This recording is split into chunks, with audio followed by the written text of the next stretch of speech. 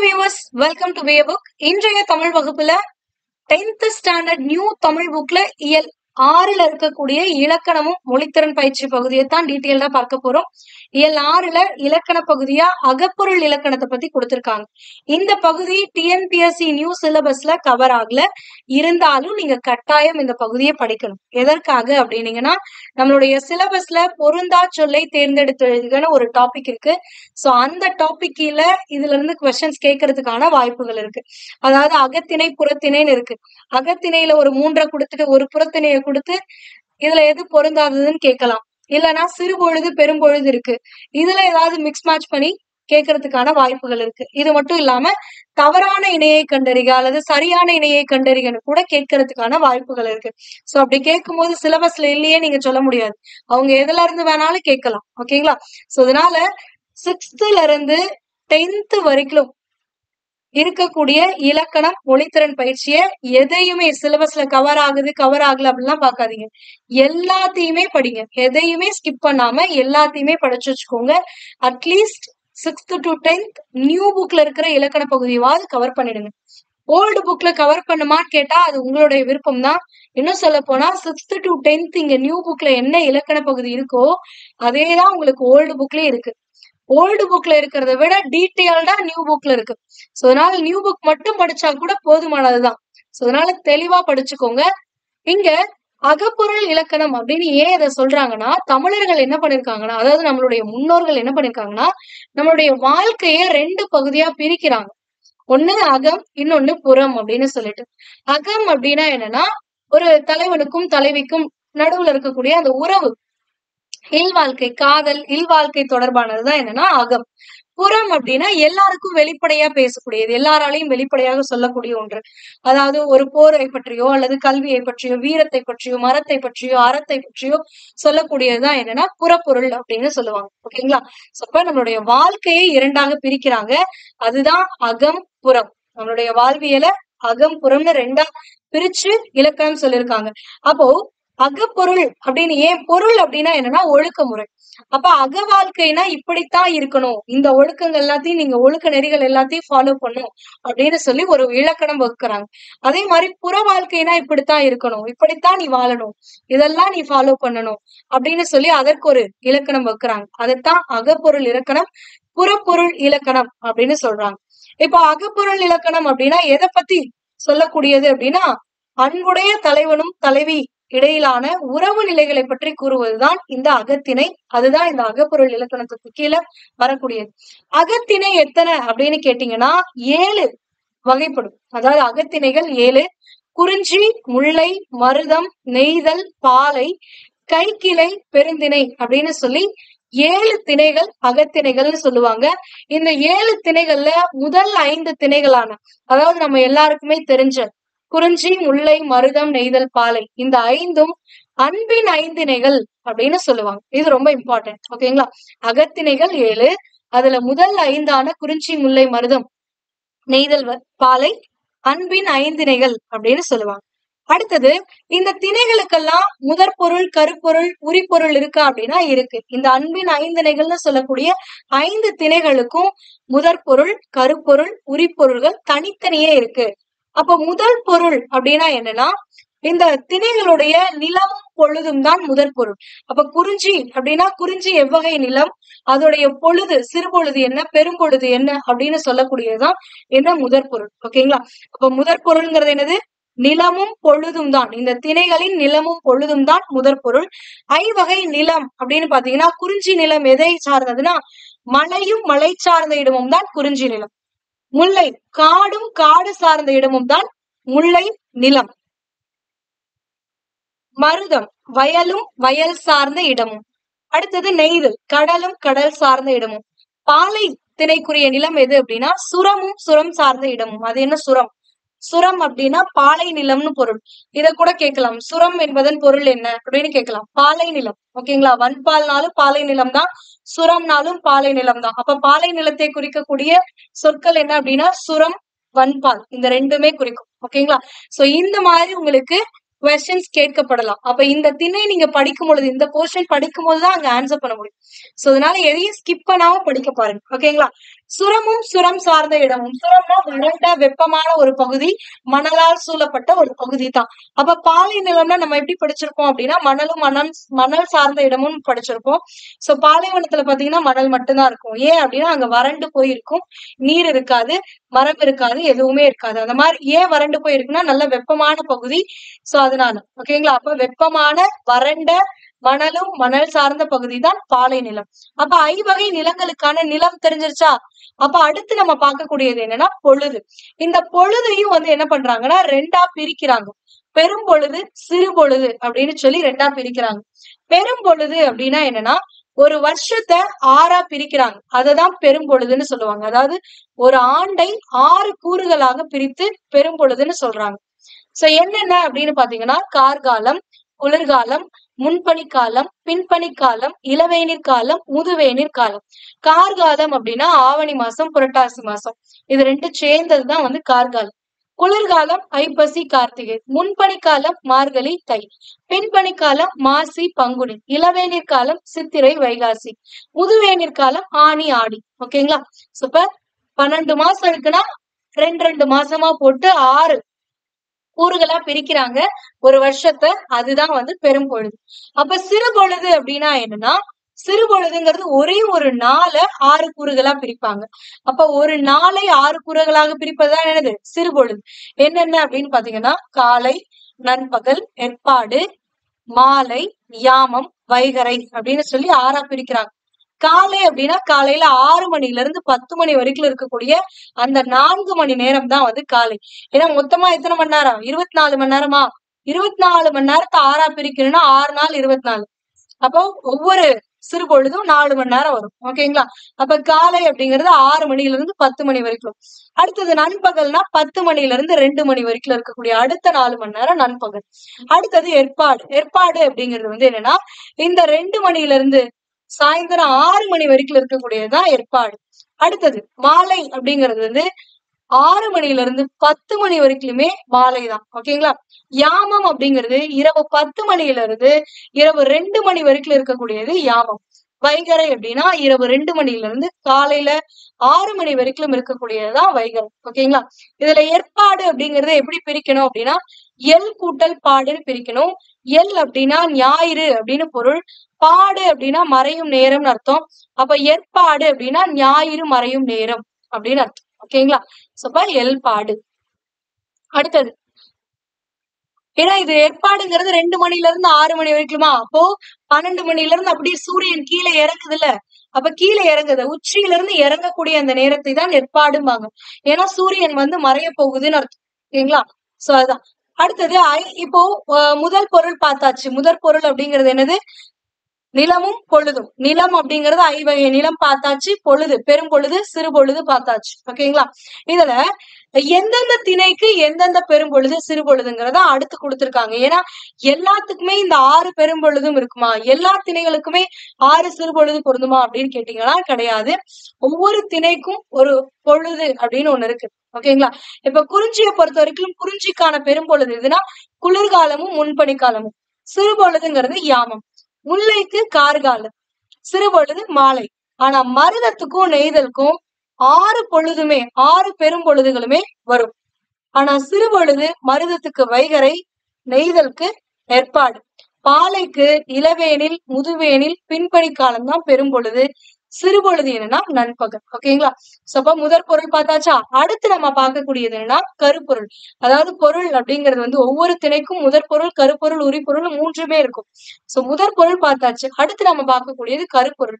இந்த கருப்பொருள் அப்படின்னா என்னன்னா ஒரு நிலத்திற்குரிய தெய்வம் என்ன, மக்கள் யாரு, தொழில் என்ன, விலங்கு என்ன, அங்க இருக்கக்கூடிய பூ என்ன, இது எல்லாத்தையுமே சொல்லக்கூடியதுதான் வந்து என்னன்னா இந்த கருப்பொருள். அதாவது ஒவ்வொரு நிலத்துக்கும்னு ஒரு தொழில் இருக்கும், ஒரு தெய்வம் இருக்கும், ஒரு மக்கள் அவங்களுக்குன்னு ஒரு உணவு பழக்க வழக்கங்கள் இருக்கும், அவங்களுக்குன்னு ஒரு பூ இருக்கும், பண் இருக்கும், யாழ் இருக்கும். சோ இதெல்லாத்தையும் சொல்லக்கூடியதுதான் இந்த கருப்பொருள். ஓகேங்களா? சோ இதுக்கு இங்க ஒரு டேபிளர் காலம் கொடுத்திருக்காங்க, இத பாத்துக்கோங்க. இதுல கருப்பொருள் அப்படிங்கும் போது குறிஞ்சி நிலத்திற்குரிய தெய்வம் எதுனா முருகன், முல்லை நிலத்திற்குரிய தெய்வம் திருமால், மருதத்துக்கு இந்திரன், நெய்தலுக்கு வருணன், பாலைக்கு கொற்றவை. இது வந்து சரியான இணையை தேர்ந்தெடுக்கிறதுக அப்படிங்கிற பகுதியில ப்ரீவியஸ் இயர்ல டிஎன்பிஎஸ்சில தமிழ் பாட பகுதியில இந்த கேள்விகள் கேட்டிருக்காங்க. இந்த தெய்வங்களோட பொருத்திட்டு ஒரே ஒரு இதை மட்டும் தவறா கொடுத்து எது தவறானதுன்னு கேட்கலாம். இல்லைன்னா 3 தவறா கொடுத்துட்டு ஒண்ணு சரியா கொடுத்துட்டு கேட்கலாம். சோ அதனால இதை தெளிவா பாத்துக்கோங்க. அப்ப மக்கள், ஒவ்வொரு நிலத்திற்குரிய மக்கள் என்னன்னு பாத்தீங்கன்னா, குறிஞ்சி நிலத்துல இருக்கக்கூடிய மக்களை குறவர் குறத்தின்னு சொல்லுவாங்க. இது இல்லாம வெப்பன்னும் சொல்லுவாங்க. ஓகேங்களா? அடுத்தது முல்லை நிலத்துல இருக்கக்கூடிய மக்களை ஆயர், ஆய்ச்சியர்னு சொல்லுவாங்க. தோன்றல்னு சொல்லுவாங்க. மருதம், உழவர், உழத்தி. மருதம்னா நிலமும் வயலும் வயல் சார்ந்த இடமும். அப்ப வயல்ல யார் வேலை பார்ப்பா? உழவர்கள். அப்ப உழத்தியும் உழவரும் தான் என்னன்னா அந்த நிலத்திற்குரிய மக்கள், ஊரன்னு சொல்லுவாங்க. அடுத்தது நெய்தல். நெய்தல்னா பரதன், பரத்தியர், சேர்ப்பன், நெய்தல் நில மக்கள். பாலை நிலத்துல யார் அப்படின்னு பாத்தீங்கன்னா எயினர், எயிற்றினர் அப்படின்னு சொல்லுவாங்க. ஓகேங்களா? அடுத்தது உணவு அப்படின்னு பாத்தீங்கன்னா, குறிஞ்சி நிலத்துல பிரதான உணவு அப்படின்னா மலைநெல், திணை. முல்லையில வரகு, சாமை. மருதத்துல செந்நெல், வெண்ணெல். நெய்தல் அப்படின்னா கடல் சார்ந்த பகுதி. அப்ப அங்க மீன், உப்பு இதெல்லாம் தான். அடுத்தது பாலையில சூறையாடல், வரும் பொருள். சூறையாடலால் வரும் பொருள், அதாவது வேட்டையாடுவது இல்லைன்னா கொள்ளை அடிக்கிறதுனால வரக்கூடிய பொருள் தான் வந்து என்னன்னா பாலை நிலத்துல வரக்கூடியது. அடுத்தது விலங்கு அப்படின்னு பாத்தீங்கன்னா, குறிஞ்சி நிலத்திற்குரிய விலங்கு புலி, கரடி, சிங்கம். அடுத்தது முல்லை அப்படின்னா காட்டு பகுதியில வாழக்கூடிய இந்த முயல், மான், புலி. அடுத்தது மருதம், எருமை, நீர்நாய். நெய்தல்ல முதலை, சுறா. பாலையில வலி இழந்த யானை. வலி இழந்த யானைனா வலிமை இழந்த யானைன்னு அர்த்தம். பூ அப்படிங்கும்போது குறிஞ்சினா குறிஞ்சி பூ, காந்தல் பூ. முல்லையில முல்லைப்பூ, தோன்றி பூ. அடுத்தது மருதத்துல செங்கழு, நீர், தாமரை பூ. அடுத்தது நெய்தல்ல தாளை, நெய்தல்.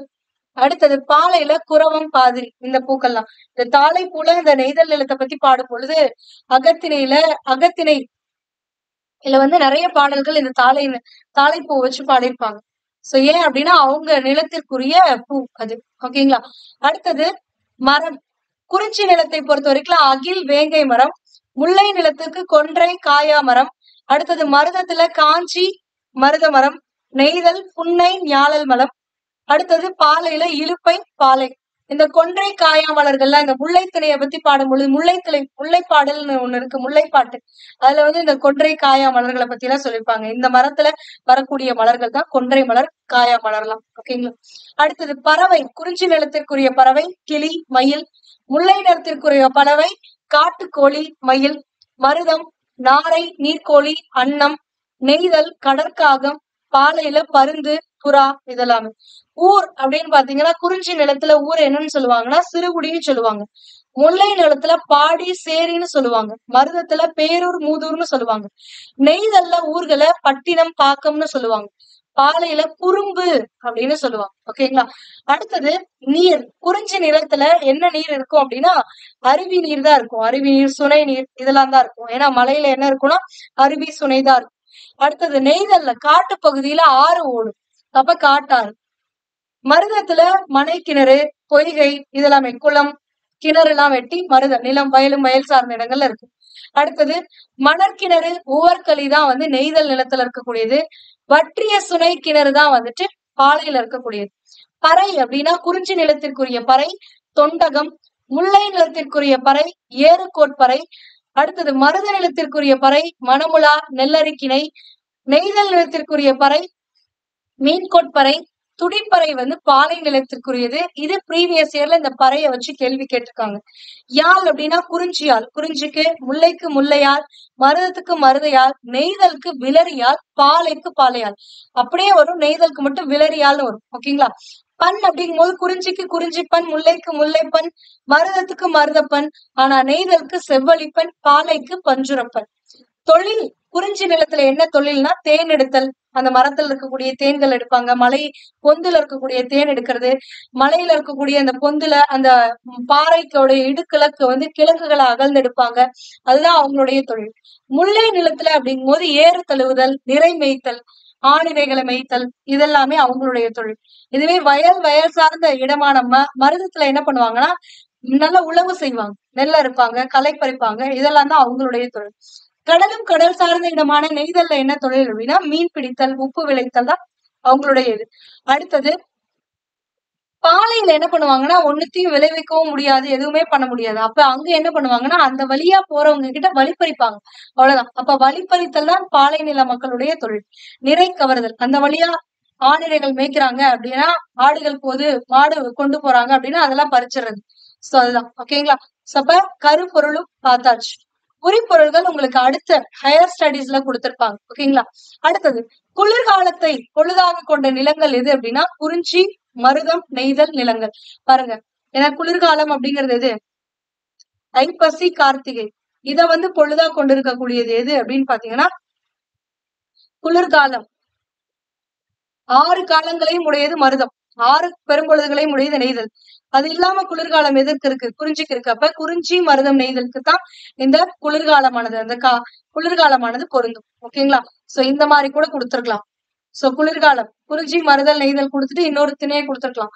அப்ப பொழுத வைத்து பொருந்தாத சொல்லணும் ஓகேங்களா. அடுத்தது மொழியை ஆள்வோம் பகுதி. மொழியை ஆள்வோம் பகுதியில மொழிபெயர்க்க கொடுத்திருக்காங்க. இங்க Kalaignar Karunanidhi is known for his contributions to Tamil literature. Tamil literature அப்படின்னா தமிழ் இலக்கியங்கள் அர்த்தம். தமிழ் இலக்கியத்திற்கு மிக பெரும் பங்காற்றி இருக்கிறாங்க யார் அப்படின்னா திரு கருணாநிதி அவர்கள்.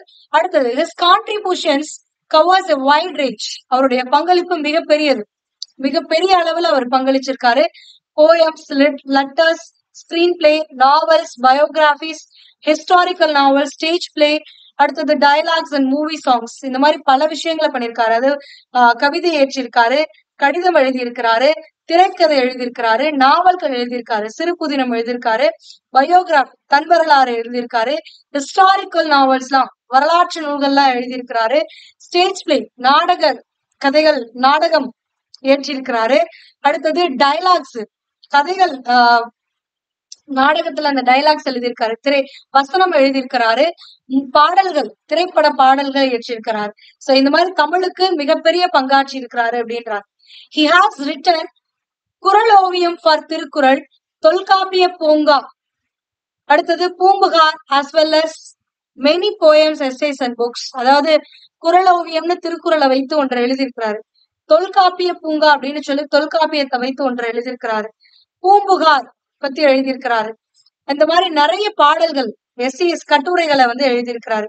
Apart from literature, Karunanidhi has also contributed to Tamil language, though art and architecture, like the Kural Oviyam, in which Kalaignar wrote about Tirukkural. Through the construction of Valluvar Kottam, he gave an architectural presence to Thiruvalluvar in Chennai. திருவள்ளுவர்ல ஒரு கட்டிடக்கலை நிறுவிருக்கிறாங்க திருவள்ளுவரை சிறப்பிக்கும் பொருட்டாக. So அதை பத்தி கொடுத்திருக்காங்க. At Kanyakumari, Karunanidhi constructed a 133 foot high statue of Thiruvalluvar in honor of the scholar. அதாவது ஸ்காலர்னா புலவர், ஹானர்னா மரியாதை. சோ திருவள்ளுவர்ங்கிற அந்த புலவருக்கு மரியாதை செய்யும் நிமித்தமாக 133 அடியில ஒரு சிலையை வந்து அமைத்திருக்கிறாங்க. எங்க அப்படின்னா கன்னியாகுமரியில. அதை கட்டியவர் யார் அப்படின்னா கருணாநிதி அவர்கள் அப்படின்றாங்க. அடுத்தது ரொம்ப முக்கியமான ஒரு பகுதி, தொடர்களை அறிவோம் தொடர்ந்து செய்வோம். இந்த பகுதியில 3 சொற்றொடர்களை பத்திய விளக்கங்களை இங்க கொடுத்திருப்பாங்க. முதல்ல தனி சொற்றொடர், இரண்டாவது தொடர் சொற்றொடர்னா என்ன, அடுத்தது மூன்றாவதாக கலவை சொற்றொடர்னா என்ன அப்படின்னு கொடுத்திருப்பாங்க. தனி சொற்றொடர் அப்படின்னா என்னன்னா ஒரு எழுவாயோ அல்லது பல எழுவாய்களோ ஒரு தொடர்ல வந்து ஒரே ஒரு பயனிலையை கொண்டு முடியுது அப்படின்னா அதுதான் வந்து தனி சொற்றொடர் ஓகேங்களா.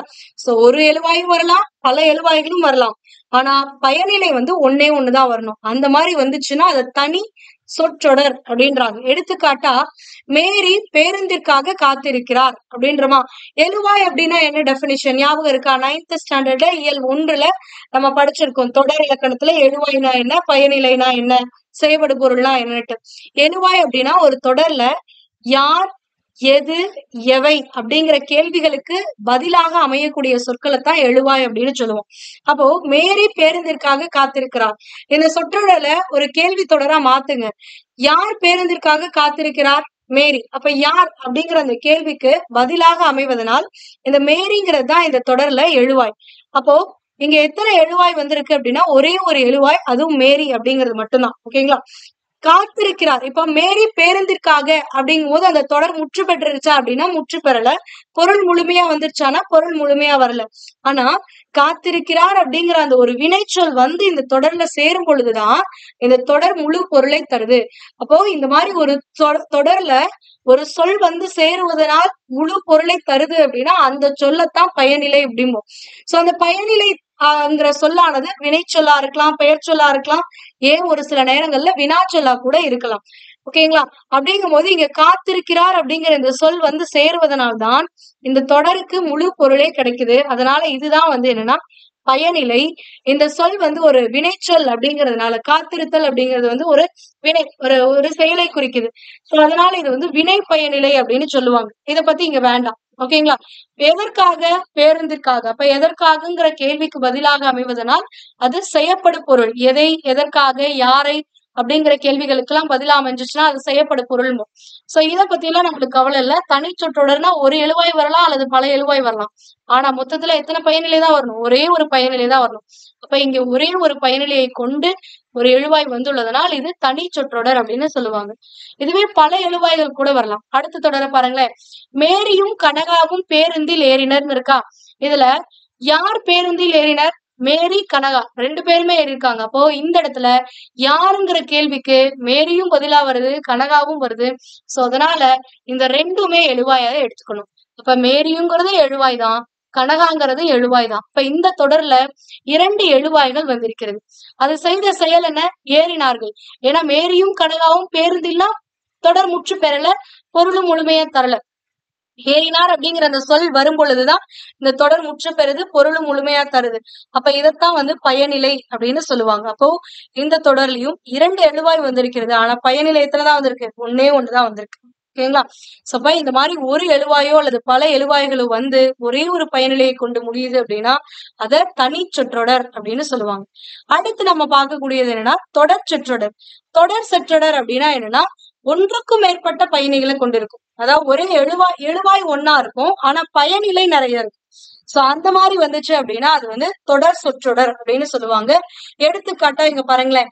இனிய நிலா பேச்சு போட்டியில் பங்கேற்றார், வெற்றி பெற்றார், பரிசை தட்டி சென்றார். எப்போ இந்த இந்த அரைப்புள்ளி வைக்கணும் அப்படின்றது எல்லாருக்குமே சரி முக்கார் புள்ளி எப்ப வைக்கணும் அப்படின்னா ஒரே எழுவாய் வந்து பல பயனிலைகளை கொண்டு முடியும் பொழுது இந்த முக்கார் புள்ளி வைப்பாங்க. ஓகேங்களா? சோ அப்ப இனிய நிலா பேச்சு போட்டியில் பங்கேற்றார். இது ஒரு தொடர் முற்று பெற்றுடுச்சு. வெற்றி பெற்றார். இந்த இடத்துல யார் வெற்றி பெற்றார்னா இனிய நிலா தான். அப்ப இதே எழுவாய் தான். ஆனா இங்க ஒரு செயலை செஞ்சிருக்கு. அடுத்தது இனிய நிலா பரிசை தட்டி சென்றார். இந்த தொடர் சொற்றொடரை உங்களால் வந்து அந்த எழுவாயை பிரிச்சு எழுதும் பொழுது உங்களால 2-3 தொடர்களா மாத்த முடியும். ஓகேங்களா? சோ அப்ப தொடர் சொற்றொடர் அப்படின்னா ஒரே ஒரு எழுவாய் பல பயனிலைகளை கொண்டு முடிவதுதான் தொடர் சொற்றொடர் அப்படிம்பாங்க. இந்த இடத்துல யார் பேச்சு போட்டியில் பங்கேற்றார்? இனிய நிலா. அப்ப இனிய நிலாங்கிறதா எழுவாய். இப்ப இங்க வரக்கூடிய ஒரே எழுவாய் எதுனா இதுதான். சோ அப்ப இனிய நிலா பேச்சு போட்டியில் அப்படின்னா பொருள் முற்று பெறல. ஆனா பங்கேற்றார் அப்படிங்கும் பொருள் முற்று பெற்றுடுச்சு. அப்ப இந்த பங்கேற்றாருங்கிற சொல் வரும் பொழுதுதான் இந்த தொடர் முற்று பெறுகிறது. அதனால இது ஒரு பயனிலை. ஓகேங்களா? இது முதல்ல வந்துருச்சா. இதுக்கப்புறம் பாருங்களேன். இனிய நிலா பேச்சு போட்டியில் பங்கேற்றார். இந்த தொடர்ல இனிய நிலா வெற்றி பெற்றார் அப்படிங்கும்போது இனிய நிலா வெற்றினா உங்களுக்கு பொருள் தராது. ஆனா வெற்றி பெற்றார் அப்படிங்கும்போது பொருள் தருதா. அப்ப இந்த பெற்றார் அப்படிங்கிறது இன்னொரு பயனிலை இந்த தொடர்லயே. அடுத்தது பாருங்க. பரிசை தட்டி அப்படின்னா பொருள் தராது. ஆனா பரிசை தட்டி சென்றார் அப்படின்னா ஒரு பொருள் தருதா. சோ அப்ப அந்த சென்றாருங்கிறதா அடுத்த பயனிலை. சோ அப்ப இந்த தொடரை பொறுத்த வரைக்கும் உங்களுக்கு 3 பயனிலைகளானது வந்துள்ளது. ஒரே எழுவாய் 3 பயனிலைகளை கொண்டு முடிந்துள்ளதுனால் இது ஒரு தொடர் சொற்றொடர் அப்படிம்பாங்க. ஓகேங்களா? சோ இந்த இடத்துலயும் தொடர் முடியல. அதனாலதான் முக்கார் புள்ளி வச்சிருக்காங்க. புள்ளி வச்சுட்டா அது தொடர் முடிஞ்சிருச்சுன்னு அர்த்தம். சோ இது மாதிரி தொடர்ந்து வருவதால் இது ஒரே எழுவாயை தொடர்ந்து பல பயனிலைகளை கொண்டு தொடர் அமைந்துள்ளதனால் தொடர் சொற்றொடர் அப்படிம்பாங்க. இதை இப்படி கூட சொல்லலாம். இது வந்து இந்த மாதிரி மாத்தி கூட எழுதுவாங்க. இந்த முக்கார் புள்ளி இடாம கமா போட்டு இந்த பயனிலையை வந்து வினை முற்றாக இருக்கக்கூடிய பயனிலையை வினை எச்சமாக மாற்றி கூட எழுதுவாங்க. அப்படி எழுதினாலும் அதுவும் வந்து தொடர் சொற்றொடருக்கு கீழே தான் வரும். ஓகேங்களா? அன்பர் அரங்கத்திற்கு வந்து நாடகம் பார்த்து மகிழ்ச்சி அடைந்தார். இது இதே மாதிரி கூட எழுதலாம். இந்த முதல் தொடர் மாதிரி எப்படி அன்பர் அரங்கத்திற்கு வந்தார், நாடகம் பார்த்தார், மகிழ்ச்சி அடைந்தார் அப்படின்னு கூட எழுதலாம். ஆனா இந்த இடத்துல இந்த முக்கால் புள்ளி எடுத்துட்டு இந்த பயனிலை வினை முற்றாக இருக்கக்கூடிய இந்த பயனிலைகளை வினை எச்சங்களாக மாற்றி கூட கமா போட்டு ஒரே தொடராக அமைத்து எழுதலாம். அப்படி எழுதினாலும் இதுவும் வந்து என்னதான் தொடர் சொற்றொடர் தான். ஓகேங்களா? சோ அடுத்தது மூன்றாவதா நம்ம பார்க்கக்கூடியது என்னன்னா கலவை சொற்றொடரில் கலவை சொற்றொடர் அப்படின்னா என்னன்னா 2 தொடராவது இருக்கும். இதுல அந்த சொற்றொடர்ல இருக்கக்கூடிய ஒரு தொடர் வந்து முழுமையான பொருளை தரும், தனித்து நின்று பொருளை தரும். அததான் என்னன்னு சொல்லுவாங்கன்னா முதன்மை தொடர் அப்படின்னு சொல்லுவாங்க. பொருள் முழுமையா தரும். ஓகேங்களா? அதுவே அந்த கலவை தொடர்ல இருக்கக்கூடிய இன்னொரு சொற்றொடர் வந்து தனித்து பாத்தீங்க அப்படின்னா பொருள் தராது. ஆனா அந்த முதன்மை தொடரோட சேர்த்து பார்க்கும்போது பொருள் விரிவா தரும். சோ அந்த மாதிரி இருக்கக்கூடியதை துணை தொடர்னு சொல்லுவாங்க. எடுத்துக்காட்டா இங்க பாருங்களேன், மழை கொட்டி கொண்டிருந்தாலும் பகலவன் பள்ளிக்கு நடந்து வந்தான். ஓகேங்களா? இதுல 2 இது இருக்கு. அப்போ இதுல பகலவன் பள்ளிக்கு நடந்து வந்தான் அப்படின்ற இதை மட்டும் எடுத்தீங்கன்னா பொருள் முழுமையா உங்களுக்கு புரியும். பகலவன் பள்ளிக்கு எப்படி வந்தான்? நடந்து வந்தான். அப்ப பொருள் முழுமையா வருதா? சோ இந்த தொடர் என்னன்னு சொல்லுவாங்கன்னா முதன்மை தொடர் அப்படின்னு சொல்லுவாங்க. அப்ப இது இல்லாம மீதி இருக்கு பாருங்க, மழை கொட்டி கொண்டிருந்தாலும் இது தனித்து இருக்கும்போது பொருள் தராது. இது அந்த முதன்மை தொடரோடு சேரும் பொழுதுதான் பொருள் தரும். சோ இந்த மாதிரி இருக்கக்கூடிய சொற்றொடர் வந்து துணை தொடர் அப்படின்னு சொல்லுவாங்க. இது துணை தொடரும் முதன்மை தொடரும், அதாவது பொருள் முற்று பெற்றிருக்கக்கூடிய ஒரு தொடரும் பொருள் முழுமை பெறாத ஒரு தொடரும் கலந்து இருப்பதுதான் கலவை தொடர். ஓகேங்க. அடுத்தது இங்க ஒரு சில தொடர்களை கொடுத்திருக்காங்க, அடைப்புக்குறிக்குள்ள இருக்கிற மாதிரி நம்ம மாத்தணும். ஓகேங்களா? தொடர்களை அடைப்புக்குறிக்குள் உள்ளவாறு மாற்றுது. அழைப்பு மணி ஒலித்தது, கையல்விழி கதவை திறந்தார். இந்த தொடரை வந்து என்னன்னு சொல்ற, இது வந்து 2 தொடர்கள் கொடுத்திருக்காங்க. இந்த தொடரை வந்து தனி சொற்றொடர்களை வந்து என்ன பண்றாங்கன்னா கலவை சொற்றொடராக மாற்ற சொல்றாங்க. கலவை சொற்றொடர்னா என்ன? ஒரு தொடர் முதன்மை தொடரா இருக்கணும், இன்னொன்னு துணை தொடரா இருக்கணும். அதாவது ஒண்ணு வந்து முழுமையான பொருள் தரணும், இன்னொன்னு வந்து பிரிச்சா வந்து முழுமையான பொருள் தரக்கூடாது. அந்த மாதிரி மாத்தணும். அப்ப இதை எப்படி மாத்தலாம்? அழைப்பு மணி ஒலித்ததால் கையல்விழி கதவை திறந்தாள். இப்ப இந்த கையல்விழி கதவை திறந்தாள்ங்கிறது முதன்மை தொடர், அழைப்பு மணி ஒலித்ததால்ங்கிறது முழு பொருளை தரல, அதனால அது துணை சொற்றொடர். சோ ஒரு துணை சொற்றொடரும் ஒரு துணை தொடரும் ஒரு முதன்மை தொடரும் இருக்கிற மாதிரி அமைக்கக்கூடிய ஒரு தொடர் தான் என்னன்னா கலவை தொடர். ஓகேங்களா? அடுத்தது இன்னாசியார் புத்தகங்களை வரிசைப்படுத்தினார், அவற்றை புத்தக அடுக்கங்களில் அடுக்கி வைத்தார், புத்தகங்களை கேட்பவருக்கு எடுத்து கொடுத்தார். இங்க வந்து தனித்தனி தொடர்களா இருக்கு. இதை வந்து நீங்க என்ன பண்ணணும்னா தொடர் சொற்றொடரா மாத்தணும். அப்ப எப்படி மாத்தலாம்? இங்க இருக்கக்கூடிய இந்த வரிசைப்படுத்தினார், அடுக்கி வைத்தார், எடுத்து கொடுத்தார், ஒரே ஒரு எழுவாய் தான். இன்னாசிரியர் தான் எல்லா செயலையும் செய்யறாரு, அப்ப அவர் தான் எழுவாய். அப்ப அந்த ஒரே எழுவாயை பயனிலியா கொண்டு இங்க இது பண்ணலாம். சோ இதை இந்த மாதிரி கூட எடுத்து எழுதலாம்.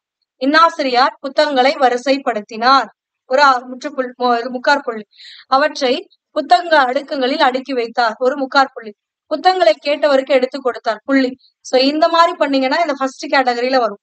இல்ல மாத்தி எழுதுறீங்க அப்படின்னா இந்த பயனிலை வினை முற்றாக இருக்கக்கூடியது வினை எச்சமா மாத்தி கூட எழுதலாம். இன்னாசிரியார் புத்தகங்களை வரிசைப்படுத்தி புத்தக அடுக்கங்களில் அடுக்கி புத்தகங்களை கேட்டவர்களுக்கு எடுத்து கொடுத்தார். இந்த மாதிரியும் நீங்க எழுதலாம். ஓகேங்களா? இது ரெண்டுமே வந்து தொடர் சொற்றொடர் தான். ஒரே எழுவாய் பல பயனிலைகளை கொண்டு அமைவது தொடர் சொற்றொடர். அடுத்தது பாத்தீங்க அப்படின்னா இரண்டாவதா கலைஞர் எழுத்தை தமது ஆயுதமாக கொண்டு வாழ்ந்தார். கலைஞர் எழுத்து வழியாக தமது எண்ணங்களை கடைக்கோடி தமிழனுக்கும் கொண்டு சென்றார் அப்படின்றாங்க. சோ இங்க வந்து 2 தொடரா இருக்கு. இந்த 2 தொடரை வந்து என்ன பண்ணணும்னா நீங்க கலவை சொற்றொடரா மாத்தணும். மாத்தும் போது வந்து உங்களுக்கு எப்படி இருக்கணும்? ஒரு தொடர் முழுமையான பொருள் தரணும், ஒரு தொடர் துணை தொடரா வரும். அந்த மாதிரி எழுதினாதான் அது கலவை சொற்றொடர்.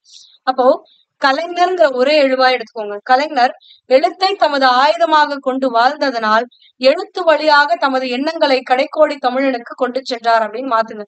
சோ அப்படிங்கும் பொழுது இந்த இடத்துல எழுத்து வழியாக தமது எண்ணங்களை கடைக்கோடி தமிழனுக்கு கொண்டு சென்றாருங்கிறது பொருள் முழுமையா வருது. சோ அதனால இது வந்து முதன்மை தொடர். ஓகேங்களா?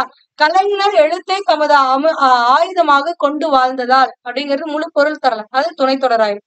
அப்ப துணை தொடர் முதன்மை தொடர் அமைகிற மாதிரி நம்ம மாத்திட்டனாலே அதுதான் கலவை சொற்றொடர். ஓகேங்களா? மூன்றாவதாக கடைசியா நம்ம பார்க்கக்கூடியது, சரி இதுக்கப்புறம் இன்னொன்னு இருக்கு. சோ இப்ப மூன்றாவதா என்ன கொடுத்திருக்காங்கன்னா முரசொலி ஏட்டை கையெழுத்து இதழாக தொடங்கி வார இதழாக்கி நாளேடாக்கினார். சோ இந்த சொற்றொடரை வந்து என்ன பண்ணா தனி சொற்றொடரா நீங்க மாத்தணும். இது வந்து ஒரு தொடர் சொற்றொடரா இருக்கு, இதை தனியா மாத்தணும். தனியானா தனித்தனியா. அப்ப முரசொலி ஏட்டை கையெழுத்து இதழாக தொடங்கினார், ஒரு இது. அதுக்கு அடுத்தது தொடங்கினார் கலைஞர். அடுத்தது கலைஞர் வார இதழை நாளேடாக்கினார், இது அடுத்த தொடர். ஓகேங்களா? புல் ஸ்டாப் வச்சிடணும். அடுத்தது நான்காவதா பார்க்கக்கூடியது ஓடிக்கொண்டிருந்த மின்விசிறி சட்டென்று நின்றவுடன் அறையில் உள்ளவர்கள் பேச்சு தடைப்பட்டது. இதை வந்து தனி சொற்றொடர்களாக மாற்றுக அப்படின்றாங்க. சோ இப்ப இதை எப்படி மாத்தலாம்? ஓடிக்கொண்டிருந்த மின்விசிறி சட்டென்று நின்றது. இது ஒரு தொடர். அடுத்தது அறையில் உள்ளவர்கள் பேச்சு தடைப்பட்டது. ஏன்னா இந்த தொடர் தனியா எடுத்தீங்கனாலும் பொருள் தரும், இதை தனியா எடுத்தாலும் பொருள் தரும். அந்த மாதிரி மாத்துறதா தனி சொற்றொடர். ஓகேங்களா? அடுத்தது பிறமொழி சொற்களை தமிழ் சொற்களாக மாற்றி எழுதுக. இங்க வந்து ஒரு புதிரும் ஒரு விடையும் கொடுத்திருக்காங்க. இந்த புதிர்ல இந்த கொஸ்டின் கேட்கும் பொழுதும் சரி, அதுக்கு பதில் சொல்லும் பொழுதும் ஒரு சில பிறமொழி சொற்கள் இடம்பெற்றிருக்கு. அதை வந்து நீங்க தமிழ் சொல்லா மாத்தணும். இந்த பிறமொழி சொற்கள் என்னங்கிறத ஹைலைட் பண்ணிருக்கோம். சோ அதை மட்டும் என்னன்னு பாத்துக்கோங்க. ஓகேங்களா? இப்போ கோல்டு பிஸ்கட் அப்படின்னா என்னன்னா தங்க கட்டி அப்படின்னு அர்த்தம். யூஸ் அப்படின்னா பயன்படுத்துதல் அப்படின்னு அர்த்தம். வெயிட் அப்படின்னா எடைன்னு அர்த்தம். இது வந்து அடிக்கடி டிஎன்பிஎஸ்சில கேட்கப்பட்ட ஒரு பிறமொழி சொல் வெயிட் அப்படிங்கிறது. அடுத்தது கோல்டு பிஸ்கட் தங்க கட்டி தான். அடுத்தது கோல்டு பிஸ்கட் இதுவும் தங்க கட்டி தான். ஈக்குவலா இருந்தா, ஈக்குவல்னா சமமாகன்னு அர்த்தம். சோ அதுக்கு அடுத்தது பிஸ்கட் வெயிட் அப்படின்றாங்க. அப்ப தங்க கட்டியுடைய அந்த எடை. பட் பட் அப்படின்னா ஆனால் அப்படின்னு பொருள். ஓகேங்களா? பட்னா என்னது? ஆனால். ஒரு பக்க தராசு தட்டு உயர்ந்தது. அடுத்தது வெயிட் எடை, பிஸ்கட்கள் கட்டிகள். அடுத்தது பிஸ்கட் கட்டிகள். அடுத்தது எக்ஸ்பெரிமெண்ட். எக்ஸ்பெரிமெண்ட் அப்படின்னா சோதனை அப்படின்னு அர்த்தம். ரிப்பீட் அப்படின்னா மறுபடியும் செய்யுது. இப்ப மறுபடி ரிப்பீட் அப்படின்னா மறுபடி. ஆன்சர் அப்படின்னா பதில். ஆல் தி பெஸ்ட் அப்படின்னா நன்றாக அமையட்டும் அப்படிங்கிறது. ஓகேங்களா? இந்த பத்தியை படித்து வினாக்களுக்கு விடையளிக்க இது உங்களுக்கு சிலபஸ்ல இருக்கு. ஆனா இந்த மாதிரி கேட்க மாட்டாங்க. ஓகேங்களா? இங்க வந்துட்டு உங்களுக்கு ஒவ்வொரு கேள்விக்கும் ஒரு பேராகிராஃபே ஆன்சர் வர மாதிரி கொடுத்திருக்காங்க. ஆனா நம்மளுக்கு டிஎன்பிஎஸ்சில கேட்கும்போது ஒவ்வொரு கேள்விக்கும் ஒரு லைன்லயோ அல்லது ஒரு வார்த்தையில பதில் சொல்ற மாதிரிதான் இருக்கும். ஜஸ்ட் படிச்சு பாத்துக்கோங்க. இந்த பிடிஎஃப் வந்து நான் உங்களுக்கு டெலகிராம்ல கொடுக்குறேன். இல்லைன்னா உங்களுடைய புக்லெட்லயே நீங்க இதை பாத்துக்கலாம். ஓகேங்களா? அடுத்தது தொடரில் விடுபட்ட வண்ணங்களை உங்களின் எண்ணங்களால் நிரப்புக. அதாவது ஏதாவது ஒரு வண்ணங்களை கொண்டு இந்த தொடர்ல இருக்கக்கூடிய அந்த கேப்பை நிரப்பணும். இது வந்து கோடிட்ட இடங்களை நிரப்புக அப்படிங்கிற தலைப்பின் கீழே இந்த மாதிரி கேட்கறதுக்கான வாய்ப்புகள் இருக்கு. ஒரு 4-5 சொற்களை கொடுத்துட்டு எந்த சொல் வந்து கடைசி கரெக்டா வந்து அந்த தொடர்ல வந்து பொருந்தும் அப்படின்னு சொல்லி கேட்கலாம். வானம் கருக்க தொடங்கியது மலைவர போல் இருக்கிறது அப்படின்றாங்க. அதாவது இந்த இடத்துல கருமை அப்படிங்கிற அந்த வண்ணத்தை இந்த கோடிட்ட இடத்துல நிரப்புறதுக்காக பயன்படுத்தியிருக்காங்க. அடுத்தது அனைவரின் பாராட்டுகளால் வெட்கத்தில் பாடகரின் முகம் சிவந்தது. சிவந்ததுன்னா சிவப்பாகுது. அப்ப சிவப்புங்கிறது ஒரு நிறம். சோ அந்த வண்ணத்தை கொண்டு இந்த இடத்துல கரெக்டா இந்த இதுதான் வரும். வெள்ளையானது பச்சையானதுன்னு எல்லாம் சொல்ல முடியாது, சிவந்ததுன்னு சொல்லுவோம். அடுத்தது வெள்ளை மனம் உள்ளவரை அப்பாவி என்கிறோம். இப்ப வெள்ளைங்கிறது ஒரு வண்ணம். அடுத்தது கண்ணுக்கு குளுமையாக இருக்கும் பச்சை புல்வெளிகளில் கதிரவன் மஞ்சள் வெயில் பரவி கிடக்கிறது. பச்சை மஞ்சள் இது எல்லாமே வண்ணத்தை குறிக்கக்கூடிய பெயர்கள். அடுத்தது வெயிலில் அலையாது உடல் கருத்து விடும். கருமை அப்படிங்கிறது வண்ணத்தை குறிக்கக்கூடிய ஒரு பெயர். ஓகேங்களா? அடுத்தது பொருத்தமானவற்றை சொற்பெட்டியில் கண்டு எழுதுக. இங்க ஒரு சில சொற்கள் கொடுத்திருக்காங்க. இந்த சொற்களை கொண்டு இங்க இருக்கக்கூடிய தொடர்கள் இருக்கக்கூடிய இந்த கேப்பை நீங்க ஃபில் பண்ணும். ஓகேங்களா? இதுவும் கோடிட்ட இடங்களை நிரப்புகிற தலைப்பின் கீழே இந்த மாதிரி ஏதாவது ஒரு தொடரை கொடுத்துட்டு ஒரு 4-5 சொற்களை கொடுத்து எது சரின்னு கேட்கலாம். சோ அதற்காக பாத்துக்கோங்க. விரட்டாதீர்கள் பறவைக்கு மரம் வீடு. அப்ப விரட்டாதீங்க பறவைகளை. பறவைக்கு என்னதான்? மரம் தான் வீடு அப்படின்னு அர்த்தம். அதுவே வெட்டாதீர்கள் மனிதருக்கு அவை தரும் மரவீடு. மரவீடுனா மரத்தால் ஆன வீடு. ஓகேங்களா? மரவீடுனா என்னது? மரத்தால் ஆன வீடு. அடுத்தது காலை ஒளியினில் மலர் இதழ்கள் அவளும் சோலையில் சோலை பூவினில் வண்டினம் தங்கும். அவளும் அப்படின்னா மலரும் அப்படின்னு அர்த்தம். அப்ப இந்த இடத்துல இங்க இருக்கக்கூடிய சொற்கள்ல அவளும் அப்படிங்கறத இந்த கோடுக்கு வந்து சரியான பதிலா இருக்கும். அடுத்தது சோலை பூவினில் வண்டினங்கள் என்ன பண்ணும்? தங்கும். வண்டினங்கள் அந்த மொய்க்கும் இல்ல தேனை உண்பதற்காக. அப்ப இங்க தங்கும் அப்படிங்கிறது தான் வந்து சரியானதாக இருக்கும். அடுத்தது மலைமுகட்டில் மேகம் கவிழும் அதை பார்க்கும் மனங்கள் செல்ல தயங்கும். இது என்னன்னா மேகம் வந்து இந்த மலை முகட்டில் பாத்தீங்கன்னா அப்படியே உருண்டு போற மாதிரி ஒரு மாதிரி இருக்கும். அதுதான் இங்க கவிழும் அப்படின்றாங்க. அப்ப இங்க இருக்கக்கூடிய வார்த்தைகள்ல இந்த கவிழும் தான் இந்த இடத்துக்கு சரியா பொருந்தும். ஓகேங்களா? அடுத்தது பார்க்கும் மனங்கள். அந்த மாதிரி மேகங்கள் அந்த தவழ்றத அந்த கவிழ்ந்து போறத வந்து பார்க்கக்கூடிய நமக்கு வந்து அங்க அந்த இடத்த விட்டு போகணும்னே தோணாது.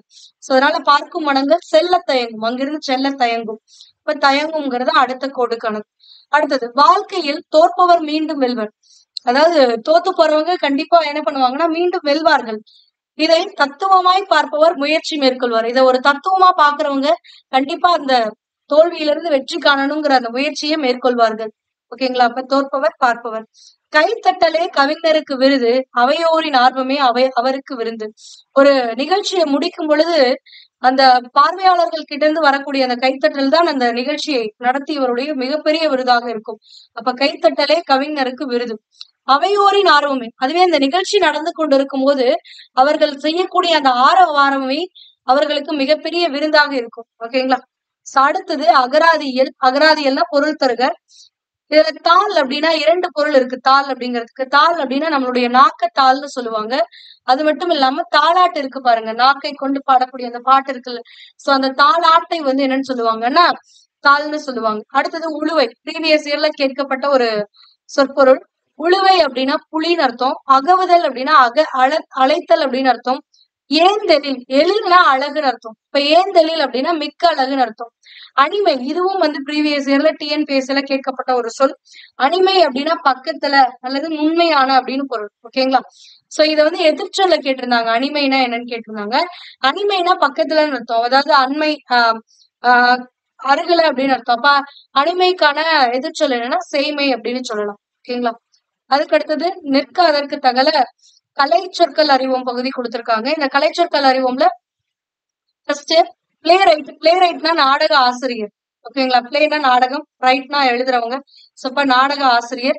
ஸ்டோரி டெல்லர்னா கதை சொல்லி கதையை சொல்றவங்க. ஸ்கிரீன் பிளே இது ரொம்ப முக்கியமான ஒரு கலைச்சொல். ஸ்கிரீன் பிளேனா திரைக்கதை. இது ப்ரீவியஸ் இயர்ல கேட்டிருக்காங்க.